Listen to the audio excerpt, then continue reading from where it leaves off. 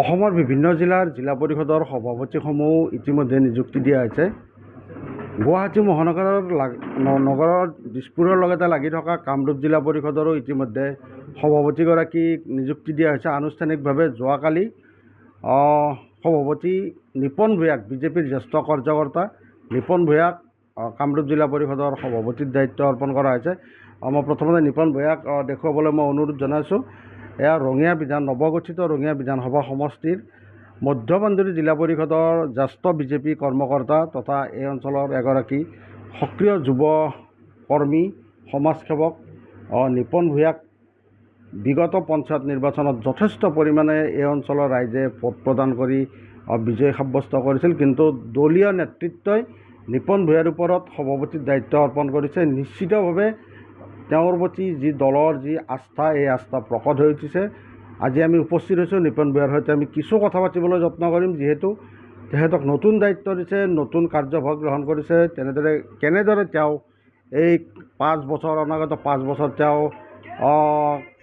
কাম আগবঢ়াই দিব, তাৰোপৰি তেওঁ কেনেদৰে সমাজৰ হকে কাম কৰিব, আমি পোনে পোনে কিছু কথা পাতিবলৈ চেষ্টা কৰিম। দাদা, প্ৰথমতে আপোনাক অনুষ্ঠানলৈ স্বাগতম জনাইছোঁ।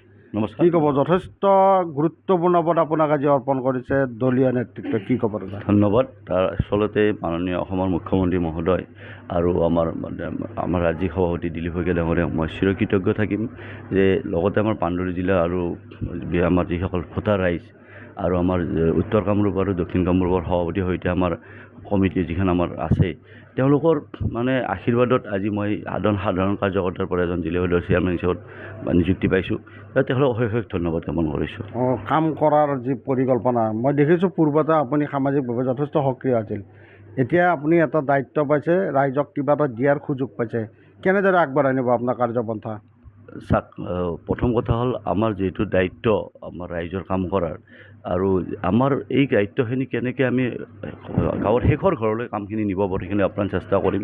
আমাৰ আঞ্চলিক পঞ্চায়ত, আমাৰ পঞ্চায়ত বডি যিখিনি আছে আৰু জিলা সমূহ সদস্যৰ লগত লৈ আমি কেনেকৈ ৰাইজৰ কাম কৰিব, সেইখিনি যিখিনি পাৰোঁ কৰিবলৈ চেষ্টা কৰিম। মহাত্মা গান্ধীৰ সপোনৰ এক পঞ্চায়তী ৰাজ ব্যৱস্থা, পঞ্চায়তী ৰাজ ব্যৱস্থাত যথেষ্ট উন্নয়ন সাধন কৰিব পাৰি।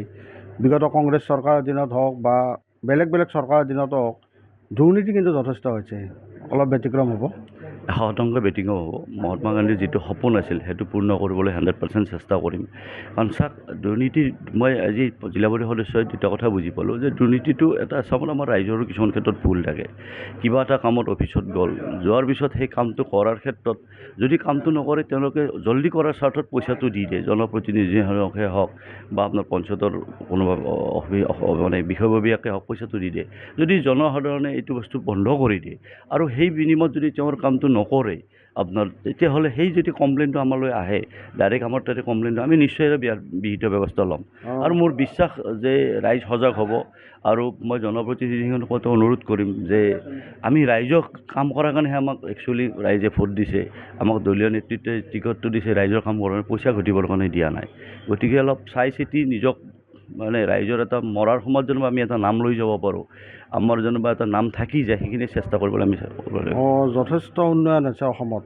মুখ্যমন্ত্ৰী হিমন্ত বিশ্ব শৰ্মাৰ নেতৃত্বত অসমত যথেষ্ট উন্নয়ন হৈছে।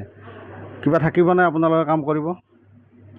আছে, তাৰ মাজতে কিছু সৰু পঞ্চায়ত লেভেলত কাম আছে, মই নাই বুলি নকওঁ আপোনাৰ। কাৰণ মই আজি আপোনাক কেইদিনমান আপুনি নিজে দেখিছে যে আমি ক'ত চেন গ্ৰেভেল পেলাই দিব লগা হৈছে। কাম যথেষ্ট হৈছে, মাননীয় মুখ্যমন্ত্ৰীৰ নেতৃত্বত যথেষ্ট হৈছে। কিন্তু সৰু গাঁৱৰ সৰু ৰাস্তা কিছুমান আছে যিবিলাক এতিয়াও ধৰক পঞ্চায়তৰ কামখিনি ঢুকি পোৱা নাই, আৰু সেইখিনি আমি কৰিবলৈ চেষ্টা কৰিম। এই 6টা সমষ্টিৰ আপুনি জিলা পৰিষদৰ সভাপতি, এই 6টা সমষ্টিক কেনেদৰে আগুৱাই নিব? আচলতে আপোনালোকৰ উন্নয়নৰ সমান্তৰালকৈ ভোটৰ ৰাজনীতিও তাত অকণমান সোমাই থাকে। অনাগত সময়ত বিজেপি শক্তিশালী কৰাৰ বাবে আপুনি কেনেদৰে আগবঢ়াই নিব? চাওক, পোনপ্ৰথম কথাটো মই যিহেতু জিলা পৰিষদৰ মোক চেয়াৰমেন দিছে, মই পঞ্চায়তৰ কামখিনি কেনেকৈ ৰাইজৰ মাজত নিব পাৰোঁ সেইটোলৈ চেষ্টা কৰিব লাগিব। আৰু দলীয় নেতৃত্বই যিহেতু মোৰ ওপৰত এটা বিশ্বাস ৰাখিছে, গতিকে মোৰ কৰ্মই নিশ্চয় এই ৰাইজৰ আস্থাভাজন হ'ব পাৰিম আৰু আস্থাভাজন হ'ব নিশ্চয় দলৰো লাভ হ'ব। আমাৰ যিখিনি জিলা পৰিষদ সদস্য জিকি আছোঁ গোটেইকেইজন অভিজ্ঞ ব্যক্তি, সকলোৱে দলীয় দায়িত্বত থকা ব্যক্তি আৰু তেখেতসকলৰ লগত লৈ আমি এটা টিম ৱৰ্ক কৰি কেনেকৈ ৰাইজৰ উপকাৰ কৰিব পাৰোঁ তথা লগতে আমাৰ সংগঠনটো কেনেকৈ শক্তিশালী কৰিব লাগে সেইখিনি চেষ্টা কৰা যাব। উন্নয়ন হ'ব এইবাৰ বিগত সময়ছোৱাতকৈ এইবাৰ উন্নয়ন যথেষ্ট হ'ব বুলি আপুনি আশাবাদী? 100% আশাবাদী। মাননীয় মুখ্যমন্ত্ৰী মহোদয়ৰ নেতৃত্বত আজি উন্নয়নৰ ধাৰা যিদৰে উপজি গৈছে, তেখেতে মোৰ বিশ্বাস আছে যে সেই ধাৰাটো তেখেতৰ যিহেতু এখন নিজা জিলা আৰু আমাৰ মাননীয় সাংসদ মহোদয় আমাৰ ৰাজীৱ সভাপতিৰো নিজা এইটো সমষ্টি, গতিকে 100% দক্ষিণ কামৰূপ আৰু উত্তৰ কামৰূপৰ যিখিনি হ'ব লগা উন্নয়ন 100% হ'ব। ডাঙৰ পৰিকল্পনা কি আছে আপোনাৰ নেতৃত্বত? কেনেকুৱা কি উন্নয়নমূলক কাম কৰাৰ এটা পৰিকল্পনা আপুনি ৰাইজক ক'ব? আছে। প্ৰথম কথা হ'ল আমাৰ ইয়াতে আৰিমত্ত ৰজাৰ গড় এটা আছিল, মই সেইটো আগতেও পঞ্চায়ত প্ৰতিনিধিৰ লগত কথা পাতিছিলোঁ। এইটোত এটা মোৰ এটা সপোন আছিল যে আৰিমত্ত গড়টো আপোনাৰ কেনেকৈ আমি সংৰক্ষণ কৰিব পাৰোঁ।